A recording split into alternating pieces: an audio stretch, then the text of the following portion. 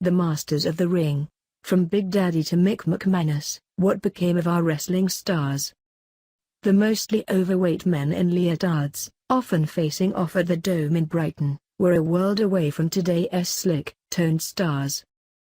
They represent an era in which Saturday afternoon telly was genuinely gripping. Wrestlers like Big Daddy and Giant Haystacks thrilled kids with their bouts, not to mention a remarkable number of their usually peaceable grandmothers. But the mostly overweight men in leotards, often facing off at the Dome in Brighton, were a world away from today's slick-toned stars. So with news that World of Sport is back on ITV in June, we salute the great grapplers of yesteryear. Giant Haystacks. The 48st Londoner was the bearded behemoth grannies loved to hate. A former tag partner of Big Daddy, they became huge ring rivals. A comeback bout with Hulk Hogan was axed in 1995 after Haystacks, born Martin Ruane, contracted cancer. He died, aged 52, in 1998. Big Daddy. Growing up with the name Shirley Crabtree in a mill town must have been tough. No wonder the ex-miner and Coldstream guard took out his anger in the ring.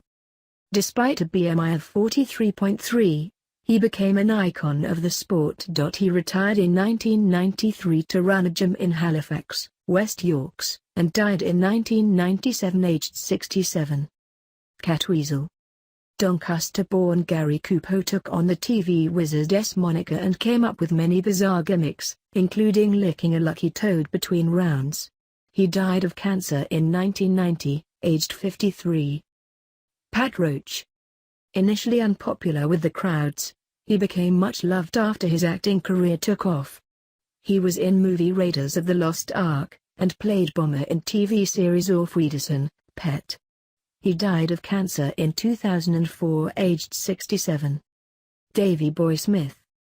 Wigan-born Davy Boy Smith started out on World of Sport at 15, known as Young David. He went on to the glitz and glamour of the WWF in the US as the British Bulldog before a tragically early death at 39 after a heart attack. Brian Glover.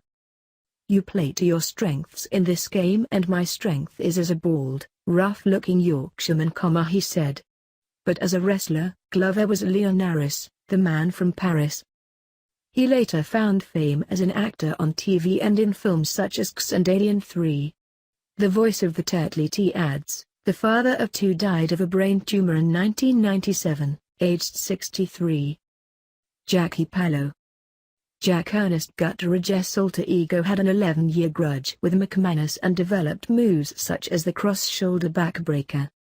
After retiring in 1983, he wrote his autobiography, You Grunt, ILL Grown, and did acting work, getting knocked out by Honor Blackman in a fight scene on The Avengers.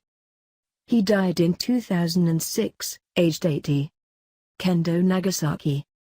The iconic villain had a mysterious past, samurai skills, supernatural powers and a cheap red face mask. Kendo was unmasked in 1977, with 12 million viewers disappointed to learn that Peter Thornley was not Japanese after all. He retired, ran a care home and, now aged 70, still sells Kendo merchandise online. Mick McManus. Former printer William Matthews' nickname, Rugged South London Tough Guy, was hardly catchy, yet he was one of the sport's biggest draws. One bout with Jackie Pallo was seen by 20 million fans. He retired in 1982, worked in public relations, bought a pub and became a porcelain expert. He died in 2013 at 93. Harvey Smith. Best known as a top show jumper who occasionally flicked a V-sign, Yorkshire's finest, 78, also grappled in the 1970s. He even found time to release the single True Love in 1975 and still has stables in Bingley.